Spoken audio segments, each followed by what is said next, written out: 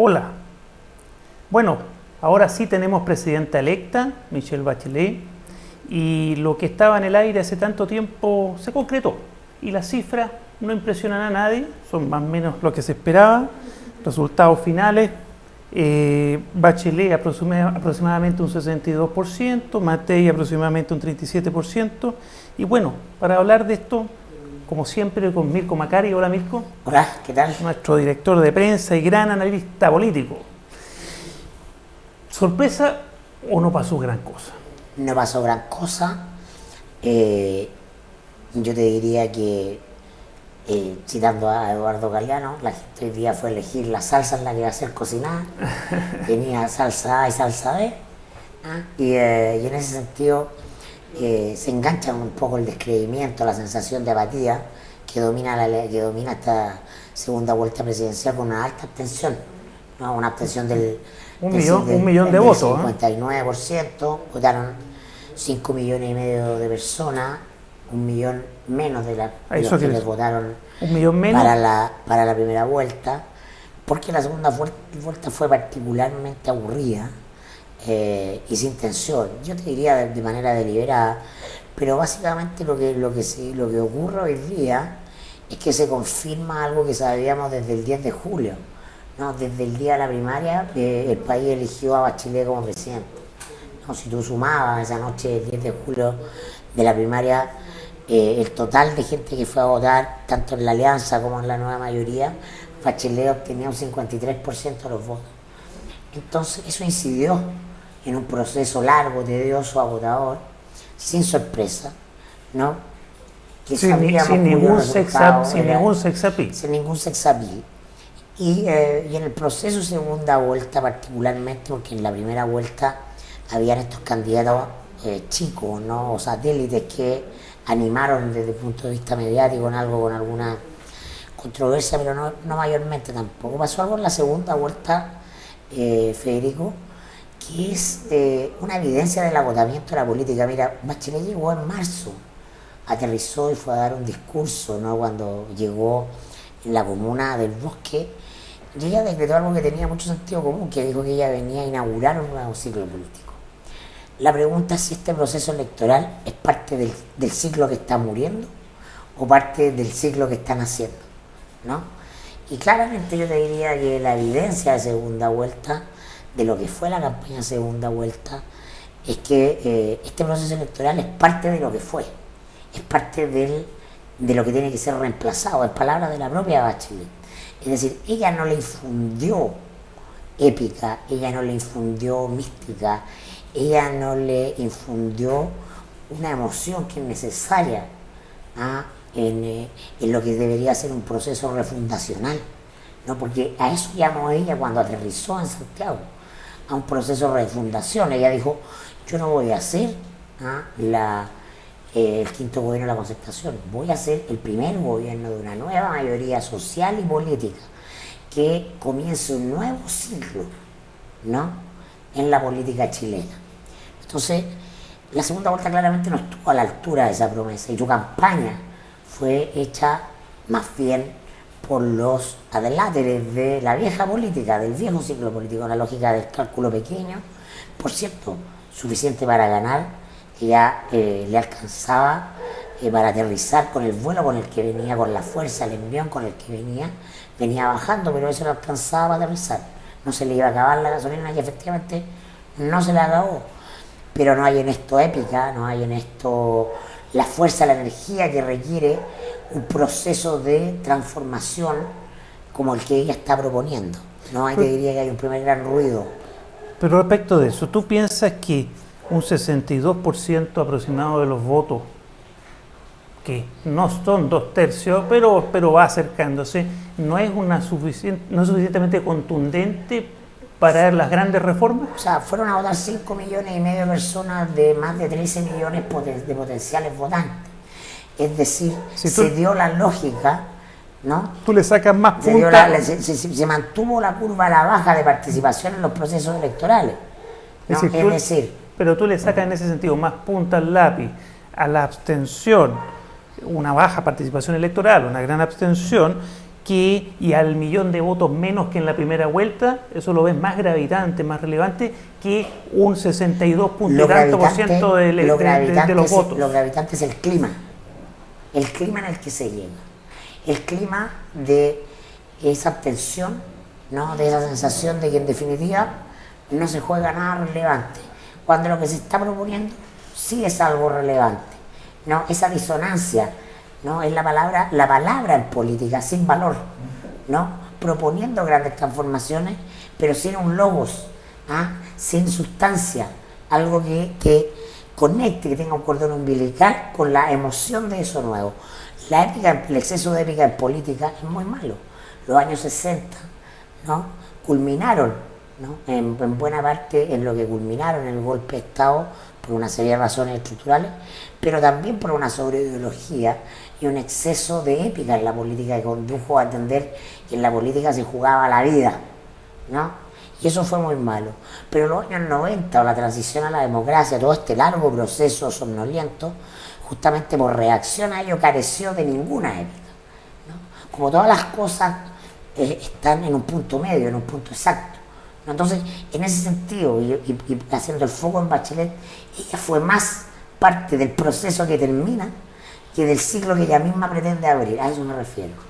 Cuéntame, en relación a eso con la gran reforma política que está sobre la mesa, de si se hace o no se hace y cómo se hace la nueva Constitución, ¿cómo estos resultados, cómo deja esto, se ve con buena cara, con mala cara, la Asamblea Constituyente, a pesar de que la gente que trabajó por el AC, la Asamblea Constituyente no ha dado todavía a esta hora sus resultados, pero dicen que va a ser más o menos un 10% de los votos, se estima. No, yo creo que en ningún caso es relevante, porque si Bachelet llegó a ofrecer un gobierno que fuera el primero de este nuevo ciclo político, es porque hubo un actor que rompió en Chile el año 2011, que fue el movimiento social. Y lo que hace la clase política es tratar de empatizar, de conectarse con eso, ¿no? En ese sentido, si va a haber un proceso de cambio político, no depende de la elección de autoridades. ¿Qué es lo que se juega en una democracia formal o en un proceso electoral formal como esta? Nada menos, pero tampoco nada más que la mera elección de autoridades. Lo que van a hacer esas autoridades, la profundidad de los contenidos que esas autoridades van a querer implementar, depende de otros factores, no depende del proceso mismo, ¿no? En ese sentido es muy interesante la distinción de Norberto Bobbio entre democracia formal y democracia sustantiva. La democracia formal es una respuesta a la pregunta de cómo se toman las decisiones, y las respuestas se toman por decisión de mayoría. Pero hay una cuestión mucho más relevante, sustantiva, más conectada con la esencia, que es la democracia de fondo, que es una respuesta a la pregunta de ¿a quién benefician esas decisiones? Si esas decisiones benefician a la mayoría, estamos en presencia de una democracia sustantiva, no de una mera democracia formal. Y eso es lo que está en tensión hoy día en la sociedad chilena. Y la debilidad del proceso electoral, que no es una debilidad de la democracia necesariamente, el proceso electoral te dice que la incidencia en la elección de las autoridades o de las autoridades es una señal en un camino mucho más complejo de construcción de democracia sustantiva, que implica la politización de la sociedad y la participación de múltiples actores. Pero ¿en qué pie está Michelle Bachelet, estas nuevas autoridades, para concretar una nueva constitución? Mira, yo creo que lo más interesante es ver la conformación del gabinete. Ahí va a estar la gran señal política antes del 11 de marzo. Ahí se va a jugar una señal definitiva que en ningún caso está dada por el resultado de hoy. Ya. ¿No? El proceso de hoy es la confirmación de algo que sabíamos la noche del 10 de julio, ¿no? Que Bachelet era la próxima presidenta de Chile. El proceso de primaria, ¿no? Terminó resultando ser la elección real. ¿Y qué pronóstico a propósito de eso, que era como para cerrar el análisis, tienes sobre esta conformación del nuevo gobierno que va a dar las señales, ¿no? ¿Qué pronóstico se puede hacer eso? ¿Qué se escucha? Es bastante cerrado todo, ¿no? No hay mucha información. A Michelle Bachelet le gusta esto del secretismo. Pero claro, ¿cuál es tu pronóstico? Que se mueve, no salen las fotos. Así dicen algunos. Ese es su dicho. Pero mira, las señales son... Si ella quiere inaugurar un nuevo siglo histórico, vamos a ver si ese gabinete responde al nuevo ciclo, es decir, si hay personajes que están más allá de los 3 partidos y medio que son la Concertación y la Nueva Mayoría, no 4 partidos y medio ahora con el Partido Comunista, ¿no? Es decir, si hay gente del movimiento social, ¿no? Si hay líderes que representan otras fuerzas y energías de la sociedad, es decir, si hay gente que está ahí porque representa cosas más allá de las confianzas personales de Bachelet, ¿no? Eso es lo que está en juego. Es decir, se le va a testear en si pone la plata donde pone la boca. ¿Ah? Eso es lo que va a ocurrir con la conformación del gabinete. O si por el contrario opta por un diseño cerrado, por un diseño personalista, por un diseño de aquellos en los que confío yo personalmente, porque obtuve más del 60% de los votos, ¿no? Más allá de los cuoteos partidistas. Es decir, vamos a ver la de real voluntad de cambio de Bachelet. Y cuántas caras del movimiento social, cuántas caras menos de la vieja política hay en ese nuevo, en este gabinete. Yo siempre, ¿no?, te he preguntado esto cada vez que conversamos de política, en la semana política, y para aprovechar la mayoría parlamentaria que hoy día está, más allá de si falta un voto para cierto quórum, pero hay una mayoría parlamentaria a favor de la nueva mayoría en ambas cámaras. Es así.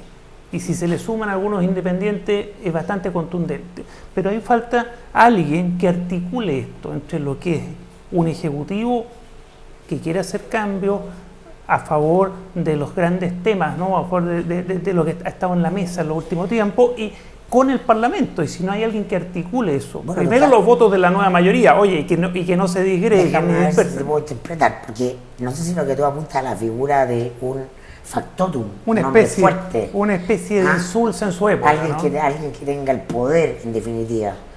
El estilo de Bachelet siempre ha sido de rodearse de gente grillo opaca, poco empoderada y, en definitiva, que no se arranque con los tarros, ¿no?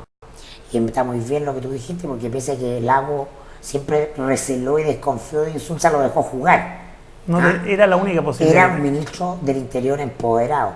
Si hoy día Bachelet apuesta por ese diseño, sorprendería a todo el mercado del análisis político.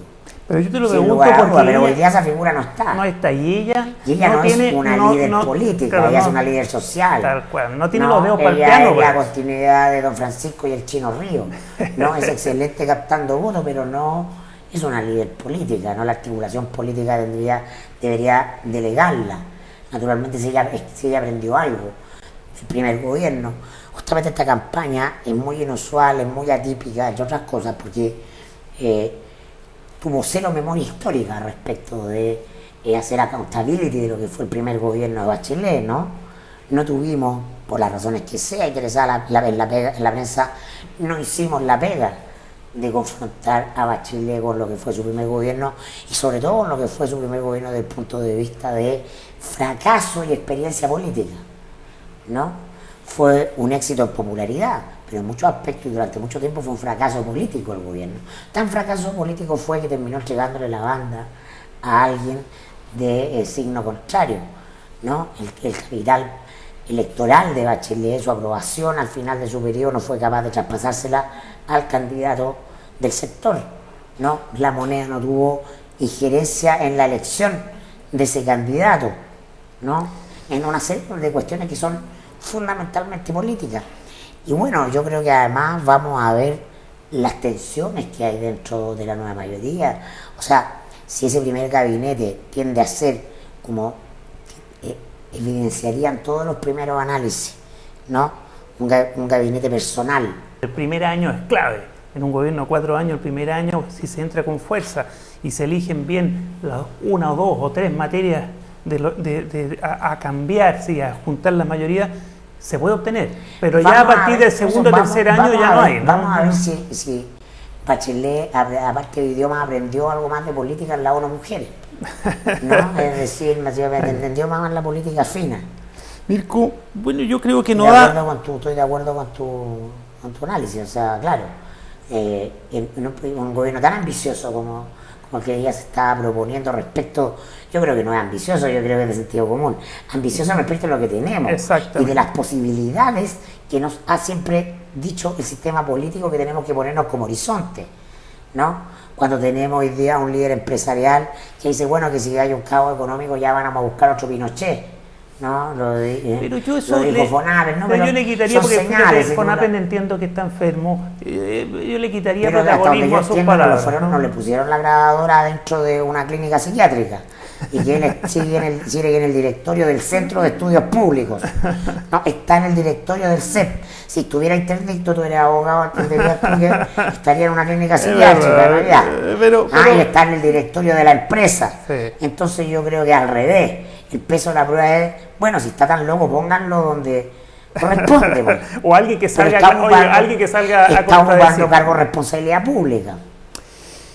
Mirko, no hay mucho más que decir. Quizás algún vaticinio. No, algunos tips. Yo creo que lo hemos dicho también en este espacio antes, la política de verdad empieza el 11 de marzo del próximo año. Tenemos entre medio hitos, ¿no?, que van a ir marcando la cancha. Uno muy importante va a ser la conformación del gabinete, y otro, no menor, va a ser el clima que se genera en el país a propósito del fallo de La Haya, ¿no?, que ya está anunciado para el día 27. Eso va a generar un clima, una relación, 27 de enero, gobierno oposición, y va a marcar el ambiente en el que va a asumir Bachelet el 11 de marzo. Así que atento con esos dos grandes hitos políticos, pero entendiendo que estamos un poco de vacaciones y la dinámica de transformación y de cambio en la sociedad y la lucha, ¿no?, de los sectores que están interesados en mantener el status quo, que tienen un poder muy superior a su representación parlamentaria, que dominan esferas, ¿no?, de la cosa pública, que están más allá del Parlamento, ¿no?, y de las instancias institucionales del aparato del Estado, llámese los medios de comunicación, llámese los organismos que hacen las encuestas, los centros de estudio, los directorios de la empresa. Ahí hay poder, y ese poder en ningún caso está debilitado, ¿no? Y por eso ese proceso de tensión entre los que quieren mantener el status quo, poner los límites acerca de hasta dónde se pueden cambiar las cosas, y los que van a intentar llevarlas más allá, esa tensión, esa dinámica comienza formalmente el 11 de marzo del próximo año. Casi un paréntesis, ¿no?, de un par de meses. De verano. De verano intenso, y Michelle Bachelet tendrá que empezar a dar alguna información del gabinete que quiere conformar. Los resultados están afinados. Reitero, Bachelet un poco más del 62%, Matei un poco más del 37%. Ya no son 2/3 a favor de Bachelet, pero como tú bien decías, más importante que esto, para efectos de la interpretación, es el alto grado de abstención, de casi el 59%, una participación electoral baja. Un clima de desencanto respecto de la política institucional. Tal cual. 1 millón de votos menos que en la primera vuelta. Por la razón que fuera. Y a esto la derecha le va a sacar mucho partido, por supuesto, diciendo que no está el ambiente para un cambio de constitución, ¿no? Ya han intentado instalar ese tips comunicacional. Sí. No van a colgarse eso, pero tampoco es un elemento muy relevante. Muchas gracias. Con esto terminamos la interpretación. Y nos vemos la semana. Y nos vemos la semana. Y habemos presidenta.